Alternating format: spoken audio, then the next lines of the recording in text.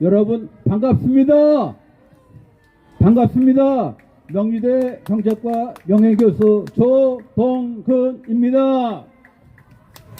제가 3월 15일 날 바로 직전 토요일 날 이 자리에 왔는데 발 디딜 틈이 없더라고요. 발 디딜 틈이 전부 다 누구를 메꿔줬냐? 젊은 친구들로 메꿔줬어요. 그들에게 여기 가라고 내가 권면했습니까? 동원했습니까? 그들은 사실 어떻게 보면은 좀 전만 하더라도 자기 생활에 바쁜 젊은인데 이렇게 하다가는 대한민국에 넘어가겠다 싶어서 스스로 깨어난 깨시민입니다. 맞습니다.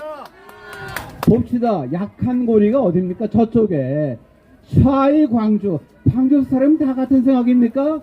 광주 시민 모두 같은 사람들은 아니지 않습니까? 광주 시민이 깨어났습니다. 또 하나 젊은 친구들이 깨어났습니다. 가장 아픈 두 쪽이 바로 뭐냐면 샤이 광주 그분들이 일어난 것과 그 다음에 학업에 바쁘고 취직에 바빠서 쩔쩔매던 젊은 친구들이 깨어나서 깨시민이 돼갖고 이 자리에 온 겁니다. 보세요. 지금 이미 선을 넘은 헌법재판관으로서 자질이 안 되는 사람들이 모여있으니 일을 제대로 할 수 있습니까? 그들을 갖다가 누가 부양합니까? 국민 세금으로 부양하는데 돈을 받았으면 일을 해야 될 거 아닙니까? 일을 해야 될 거 아닙니까? 맞습니다. 쉽게 말해서 무도능, 무임금 맞지 않습니까? 그러면서 그동안 그렇게 뭐 호화스럽게 이런 대접 저런 대접 받는 게 이게 말이 됩니까? 이거를 보세요. 하나만 봅시다. 제가 늘 얘기하는 건 물결과 바람은 유능한 항해사의 편인데 이거를 조금 변형하면은 물결과 바람은 이미 윤석열 편이 됐습니다. 물결과 바람은 대한민국 편이고 물결과 바람은 윤석열 편입니다. 제가 과장했습니까? 아닙니다. 이미 선을 넘은 이 4명을 포함해서 이 사람들 그 주원골치를 어떻게 지우려고 이런 짓을 하는지 우리는 모릅니다. 하지만 우리는 그들 용서해서는 안 됩니다. 간단히 봅시다. 간단히. 얼마 전만 하더라도 8대 빵으로 인용한다고 얘기했습니다. 8대 빵으로 인용한다고. 그 얘기 쏙 들어갔습니다. 그렇죠? 8대 빵 인용? 아이고 도대체 참 창피하지 모르고 만약에 6명이라도 확보를 했으면 이렇게 선고를 못하고 질질 끌 리가 있습니까? 없습니다. 6명을 못 구하니까 하나를 보충하려고 그 40명을 갖다 말을 막아낀 사람을 불러들려고 그 몸부림쳤는데 그것이 불가능했습니다. 따라서 현재는 기껏 해봤자 5명에 5명. 따라서 5대3이니까 5대3으로는 탄핵을 인용할 수가 없습니다. 그래서 시간을 끄는 겁니다. 맞습니다. 너무나 뻔한 논의 아닙니까? 삼척 동자도 다 아는 겁니다. 우리가 12월 3일 날을 보세요. 저도 놀랐어요. 저도 화가 났어요. 하지만 12월 3일 지나고 나서 서서히 왜 대한민국 위기인가를 갖다 우리가 깨달으면서 윤 대통령이 설득력 있게 얘기를 하면서 우리는 다시 생각한 겁니다.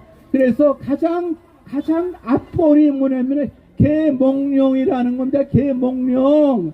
그래서 계몽룡이 되면서 우리는 깨어났고 그 다음에 우리가 뭐냐면 대한민국을 바로잡을 기회가 된 겁니다. 이거를 보세요. 만약에 우리가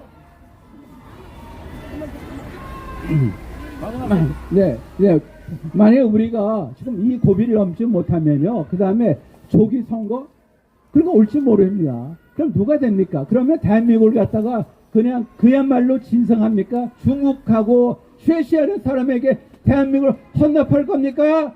아니죠. 말이 안 됩니다.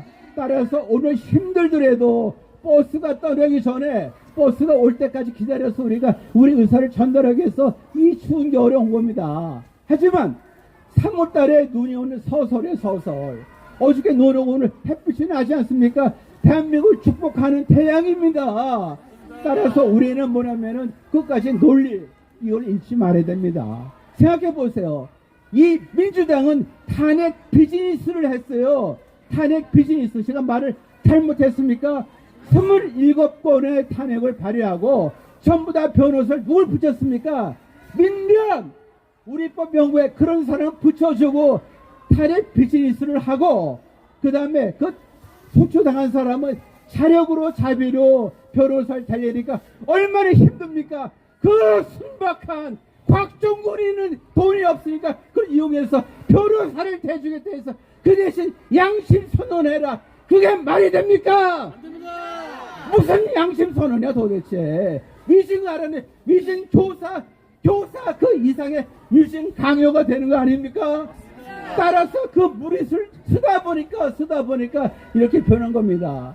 처음에 고립무원인 윤 대통령이 12월 4일 이후부터 쭉 흘러오면서 지금 완전히 지지 세력으로 본다면 과반이 넘을 정도가 됐습니다. 따라서 정의는 이깁니다. 우리는 뭐를 해야 됩니까? 여기서 우리가 흥분하지 말아야 됩니다. 끝까지 점검하고 꺼진 불도 다시 본다. 그런 셈으로 지금 볼 때는 5대3이니까 걸려있는데 윤을 부릅뜨고 이미 선을 넘은 사람들이 대한민국을 갖다 중국에 헌납해서는 안 됩니다. 민주당이 만약에 우리의 얼굴이 되면 얼마나 추한 나라가 되겠습니까? 여러분, 그걸 위해서 우리가 모인 겁니다.